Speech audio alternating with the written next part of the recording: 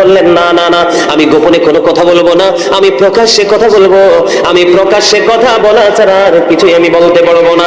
এই কথা বলে ইমাম হুসাইন যখন বের হয়ে গেলেন, তৎকালীন সময়ে যারা দুইজন উপস্থিত ছিলেন, সাবেক এবং রানিং গভর্নর দুইজন ছিলেন, একজন ছিলেন ওয়ালিদ ইবনে উতবা, আরেকজন ছিলেন মারওয়ান ইবনে হাকাম। যখন বের হয়ে যাচ্ছিলেন, মারওয়ান ইবনে হাকাম একটা ডাক দিয়ে বললেন, এ ওয়ালিদ বিন উতবা, তুমি যদি এখন হুসাইনকে ছেড়ে দাও আর তাকে তুমি হাতের নাগালে পাবে না, এখন যদি সে চলে যায় অনেক বড় যুদ্ধ বেঁধে যাবে, তাকে হত্যা করো। ওয়ালিদ বিন উতবা একটা ডাক দিয়ে বললেন, আমার হাতে যদি গোটা পৃথিবীর সব নিয়ামত আমাকে দিয়ে দেওয়া হয়, এর বিনিময়ে যদি বলা হয় নবীজির কলিজার টুকরাকে তুমি হত্যা করো, এটা আমার পক্ষে কখনোই সম্ভব না। ইমাম হুসাইন বীর পুরুষের মতো চলে গেলেন। বন্ধুরে আমার, 61 হিজরিতে 60 হিজরির 1 তারিখে, রজবের 1 তারিখে ক্ষমতায় বসলো, আর 61 হিজরিতে কারবালা হলো। দেখেন, 60 হিজরি রজব মানে মেরাজের চাঁদের প্রথম তারিখ, কত তারিখ? আর 61 হিজরির মুহররম মাসের 10 তারিখে কারবালা হলো। ইমাম হুসাইনের যুদ্ধটা কেন হলো? কারণ ইয়াজিদ ইজ ক্যারেক্টারলেস। ইয়াজিদ ছিল একজন চরিত্রহীন মানুষ। কি সে যদিও দাঁড়িয়ে টুপিয়ে বন্ধ, যদিও সে মুসলমান ছিল, প্রকাশ্যে ইসলামের বিরোধিতা করে নাই, মসজিদ ভাঙ্গে নাই, মাদ্রাসা ভাঙ্গে নাই, কিন্তু তার মুখে ছিল ইসলামের কথা, অন্তরে ছিল ইসলামকে ধ্বংস করার পায়তারা। ইয়াজিদ সম্পর্কে ছোট্ট একটা মেসেজ আমি আপনাদেরকে দেই। ইয়াজিদের উপদেষ্টা ছিল একজন ইহুদি, যার নাম ছিল বন্ধু শারজুন বিন মানসুর রুমি, যিনি দিনের বেলা বানর নাচাতো আর মদ পান করতো, রাতের বেলা নর্তকী নিয়ে বন্দী বেষ্টনী দিত। জোরে কন্যা নাউজুবিল্লাহ। আপনার আমার সমাজে যদি এমন ক্যারেক্টারলেস পারসন থাকে, আমরা তাকে গ্রহণ করব? কথা বলেন না, গ্রহণ করব? আমরা সাধারণ মানুষ, আমরা এত শিক্ষা নাই, আমরা যদি না মানি। ইমাম হুসাইন একদিকে ছিলেন নবীজির আহলে বাইত, আরেকদিকে ছিলেন তিনি একজন মুহাদ্দিস, আরেকদিকে ছিলেন তিনি একজন দানবীর, আরেকদিকে তিনি ছিলেন বন্ধু এত বেশি আমলদার, পায়ে হেঁটে হেঁটে জীবনে কম পক্ষে 25 বার হজ করেছে। ভিক্ষুক যখন সাহায্যের জন্য আসলো, 5 ব্যাগ অর্থ তাকে দিয়ে দিলেন। সুবহানাল্লাহ বলেন না? তাহলে ইমাম হুসাইন কি মানতে পারে? বন্ধুরে আমার, 61 হিজরিতে কারবালা হলো, তার কারণ হলো 60 হিজরিতে ক্ষমতায় বসলো, 61 হিজরিতে কারবালা হলো, 63 হিজরিতে খেয়াল করেন, 63 হিজরিতে জিলহজের চাঁদের 27, 28, 29, 3 দিন, কয় দিন মুখস্থ করেন এগুলো বলেন না একটু। জিলহজের 63 হিজরিতে জিলহজের চাঁদের 3 দিন, 27, 28, 29। বন্ধুরে আমার, মসজিদে নববীর মধ্যে আযান দিতে দেয় নাই। নাউজুবিল্লাহ বলেন না? 3 দিন পর্যন্ত মসজিদে নববীতে আযান দিতে দেয় নাই। বন্ধু ইকামত দিতে দেয় নাই। ঘোড়া রাস্তা বলে বানিয়ে দিল, পুরো পবিত্র জায়গাটাকে অপবিত্র করে দিল।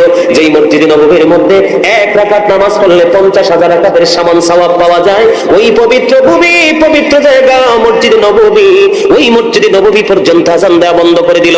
খানায় কাবাতে বন্ধু আগুন লাগিয়ে দিল। মদ, জুয়া, জিনা, ব্যভিচারে 3 দিন বৈধ বলে ঘোষণা দিয়ে দিল। আমি আপনাদেরকে বলে দিতে চাই, যারা আপনাদেরকে শুনবেন যে ইয়াজিদের চাপাই গাইতে চায়, তাদেরকে যেন সমুচিত জবাব দিতে পারেন। বন্ধুরে আমার, শুধু তাই নয়, 1000-এর মতো আমার মা বোনেরা, ওই মদিনার পবিত্র নারীরা 1000-এরও বেশি, তারা ওই ইয়াজিদ বাহিনীর তাণ্ডবে অবৈধ সন্তান প্রসব করেছে, জারজ সন্তান প্রসব করেছে। জোরে জোরে কন্যা। আপনারা বলেন, এমন চরিত্রহীনের সাথে যুদ্ধ করার দরকার আছে না নাই? তাকে কি ছেড়ে দেওয়া যায়? বলেন না, ছেড়ে দেওয়া যায়? ইয়াজিদ বন্ধু শুধু তাই নয়, 63 হিজরিতে 700 সাহাবীকে হত্যা করেছে। মদিনার সাধারণ 10,000 জনগণকে হত্যা করেছে। মদ, জুয়া সব কিছুকে বন্ধ বৈধ বলে ঘোষণা দিয়ে দিয়েছে। এই ইয়াজিদের সাথে যুদ্ধ করার দরকার আছে না নাই? আরো জোরে বলেন। ইমাম হুসাইন কি যুদ্ধ করে ভালো করে নাই? ইমাম হুসাইনকে নিষ্ঠুর ভাবে বন্ধ পৃথিবী থেকে বিদায় করে দিল, কিন্তু এখনো পর্যন্ত ইমাম হুসাইনের আদর্শকে মারতে পারে নাই। যুগে যুগে ইয়া হুসাইন, শাহ হুসাইন মানুষের জবানে, কিন্তু ইয়াজিদের নাম পৃথিবীর কোথাও নাই। একমাত্র যখন প্রসঙ্গ আসে তখন মানুষ বলে। কথা বলেন না কেন? এই ইয়াজিদের সাথে যুদ্ধ করেছে ইমাম হুসাইন বন্ধু কত নির্মম ভাবে। ফুরাত নদীর পানি বন্ধ করে দিয়েছে রে বন্ধু। ফুরাত নদীর পানি বেঈমান কাফের মুশরিক পশু পাখি পর্যন্ত ভক্ষণ করে, কিন্তু নবীর কলিজার টুকরার জন্য এই ফুরাত নদীর পানি বন্ধ করে দিল। বন্ধু, বারামপুরের আমার ভাই, আমার বাবা গো, আমি আমার মা বোনদেরকে ডেকে ডেকে বলছি গো, একটুখানি হৃদয়ের জানালা খুলে শোনো। আমার নবীজি বলেছে, আমি তোমাদেরকে এত সুন্দর নিয়ামত দিন তোমাদেরকে দিয়ে গেলাম, এর বিনিময়ে আমি তোমাদের কাছে আর কিছু চাই না। আমি চাই তোমাদের কাছে আমার পরিবারের ভালোবাসা। আমরা টাকা পয়সা খরচ করতে হবে না, শুধু হৃদয় থেকে ইমাম হুসাইনকে ভালোবাসবো, হৃদয় রাজ্যে তার বসবাস বসতি তৈরি করব, তাহলে আমরা দুনিয়া এবং আখিরাতের নিয়ামত প্রাপ্ত বান্দা হতে পারবো। বন্ধু আমি ছোট্ট করে বলছি, ওই কারবালার যে মর্মান্তিক অধ্যায় আমি আপনাদেরকে একটুখানি শোনাই। কত নিষ্ঠুর, কত নির্মম ছিল রে ইয়াজিদ বাহিনী। বন্ধু ইমাম হুসাইন ছিলেন সত্যের পথে, কিসের পথে? আর ইয়াজিদ ছিলেন পুরো পথভ্রষ্টতার মধ্যে। বন্ধু পুরো অন্ধকার জগতের দিকে একটা একটা একটা একটা করে বন্ধু যুদ্ধ চলে। সময় যখন গনিয়ে আসলো কুফা থেকে বন্ধু যুদ্ধ করতে করতে বাকবিতণ্ডা চলতে চলতে একটা পর্যায়ে কুফা থেকে অনেক লম্বা ঘটনা, আমি অল্প কিছু সময়ের মধ্যে ওয়াজ শেষ করে দিব বন্ধু, কারণ অনেক সময় হয়ে গেছে, 1 ঘন্টার মতো হয়ে গেছে। বন্ধুরে আমার 1 ঘন্টার উপরে হয়ে গেছে, একটুখানি হৃদয় দিয়ে শুনবেন। বন্ধুরে আমার কুফা থেকে 150 চিঠি আসলো। কি আসলো? আমি মর্মান্তিক জায়গাটা খালি একটুখানি বুঝাই। কুফা থেকে 150 চিঠি আসলো ইমাম হুসাইনের পক্ষে বায়াত গ্রহণ করার জন্য। ইমাম হুসাইন রাদিয়াল্লাহু তাআলা আনহু এই চিঠি পাওয়ার পরে তিনি কি করলেন? এবার তিনি মুসলিম বিন নাকিলকে কুফায় পাঠিয়ে দিলেন। মুসলিম বিন নাকিল অল্প কিছু সময়ের মধ্যে হুসাইনের পক্ষে প্রায় 18,000 মানুষকে বায়াত করিয়ে ফেলেছে। জোরে জোরে পড়না সুবহানাল্লাহ। এবার তৎকালীন সময় ইবনে জিয়াদ জানতে পারলেন ইমাম হুসাইনের পক্ষে যেভাবে বায়াত নেওয়া শুরু হয়ে গেছে, সত্যের পথে যেভাবে মানুষ দাবিত হচ্ছে, আমরা আমাদের নোংরামি, আমরা আমাদের অন্যায় অত্যাচার জুলুম করতে পারবো না, কারণ হুসাইনের পক্ষে বায়াত শুরু হয়ে গেল। এদিক দিয়ে বন্ধু মুসলিম বিন আকিল যখন আসলো, ধীরে ধীরে পুরো পরিবেশটা মুসলিম বিন আকিলের বিপক্ষে চলে গেল। কিন্তু এই খবর এখনো পর্যন্ত হুসাইন জানে না। চিঠি পাওয়ার সঙ্গে সঙ্গে ইমাম হুসাইন রাদিয়াল্লাহু তাআলা আনহু কুফার উদ্দেশ্যে রওনা হলো। কুফার কাছাকাছি যখন চলে আসলো, এই সময়ে মুসলিম বিন উচ্চার মাধ্যমে ইমাম হুসাইন, ইমাম আপনার মুসলিম বিন আকিলের খবর তারা সংগ্রহ করে মুসলিম বিন আকিলকে হত্যা করে ফেললো। ইন্না লিল্লাহি ওয়া ইন্না ইলাইহি রাজিউন। মুসলিম বিন আকিল যখন হত্যা হয়ে গেল, এরই মধ্যে ইমাম হুসাইন কুফার দিকে রওনা হয়ে গেল। বন্ধুরে আমার ইমাম হুসাইনের কাছে খবর চলে আসলো মুসলিম বিন আকিলকে ইয়াজিদ বাহিনী নির্মমভাবে শহীদ করে দিয়েছে, আপনি ফিরে যান, আপনি ফিরে যান। ইমাম হুসাইন একটা ডাক দিয়ে বললেন, না না না, আমি আর ফিরবো না, আমি সত্যের পথে লড়াই করে প্রয়োজনে শহীদ হয়ে যাব, তারপরে মিথ্যার কাছে আমি মাথা নত করবো না। এবার ইমাম হুসাইন চলে আসলো, আস্তে আস্তে আস্তে আস্তে বন্ধু কুফার ময়দানে চলে আসলো। ইয়াজিদ বাহিনীর পক্ষ থেকে সবচেয়ে বেশি শক্তিশালী পুরুষ যিনি ছিল তার নাম হলো হুর। এবার হুর ইমাম হুসাইনকে ডাক দিয়ে বললেন, ও আলী মুকাম, আমি তো ইয়াজিদ বাহিনীর পক্ষ হয়ে আপনাকে কুফা পর্যন্ত নিয়ে এসেছি, এই নির্মম জায়গা পর্যন্ত আপনাকে নিয়ে এসেছি। এখন আমার মনে হয়েছে আমি বড় ভুল করেছি, বড় অন্যায় করেছি। আপনি হলেন রাসূলের কলিজার টুকরা, আপনাকে আমি ইয়াজিদ বাহিনীর কবলে এনে দিয়ে ভুল করেছি। এই মুহূর্তে যদি আমি তওবা করে, আমার আল্লাহকে আমার তওবাটা কবুল করবে। দেখেন তার নসিবটা কত খুশনসিব। ইমাম হুসাইনের পক্ষে কথা বলে শেষ সময় সে তওবা করে জান্নাতি হয়ে গেল, অথচ ইয়াজিদ বাহিনীর পক্ষ হয়ে তাকে বন্ধু নিয়ে আসলেন। এবার কি করলেন? ধীরে ধীরে ধীরে ধীরে বন্ধু বলতে লাগলেন। এবার ইমাম হুসাইন বললেন, তুমি যদি সত্যিকার অর্থে তওবা করো, ভালোবাসে, আমার আল্লাহ তওবা কবুল করে নেবে। সঙ্গে সঙ্গে এবার বন্ধু হুরকে ইমাম হুসাইন বললেন, তুমি নেমে আসো। কই, না না না, আমি নেমে আসবো না গো। কেন নেমে আসবে না? কারণ আমি তো আপনাকে এই শত্রুদের কবলে নিয়ে এসেছি। আমি আপনার পক্ষ হয়ে সবার আগে যুদ্ধ করে শহীদ হয়ে আমার লাশ আপনার কদমে যাবে, আমার সুস্থ দেহ নয়। জোরে জোরে সুবহানাল্লাহ। আপনাদের কাছে ভালো লাগে না? এগুলো তো শিক্ষা। আপনি বাস্তব জীবনে এগুলো বাস্তবায়ন করবেন। আপনার সাথে কি অন্যায় করলে তারা 10 জন হোক, আপনি একজন হবেন, কিন্তু আপনি একজনই সত্যের পক্ষে দাঁড়িয়ে যাবেন। ঠিক কিনা বলেন? এটাই তো হুসাইনের শিক্ষা। ইয়াজিদ বাহিনী ছিল 22,000-এরও বেশি। কত? 22,000-এরও বেশি। আর হুসাইনি কাফেলা ছিল মাত্র 72 জন, ছোট বড় মিলাইয়া। কতজন? কিন্তু তারা কি পিছপা হয়েছে? আর এটা তো মুমিনের জন্য শিক্ষা। মুমিন জীবন দিবে তো অন্যায়ের কাছে আপোষ করবে না। এটাই তো শিক্ষা। কথা বলেন না কেন? আমরা তো এখান থেকে শিখবো ইসলামকে কিভাবে আবার পুনরায় পুনর্জীবিত করা যায়। আমরা সেই ট্রেনিংটা এখান থেকেই নিব, তাই কি না?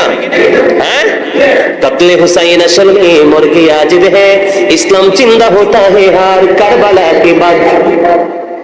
এবার কি করলেন? ধীরে ধীরে একটার পর একটা শহীদ হয়ে হয়ে বলল নবীর হার বাইত একক যুদ্ধ শুরু হয়ে গেল। কি অনেক কথা কিন্তু এখানে বাকি আছে, মর্মান্তিক জায়গাটা শুধু একটুখানি শোনেন। ইয়াজিদ বাহিনীকে চেনার জন্য, ইমাম হুসাইনকে চেনার জন্য দুইটা রাস্তায় জানা দরকার, ঠিক কিনা বলেন?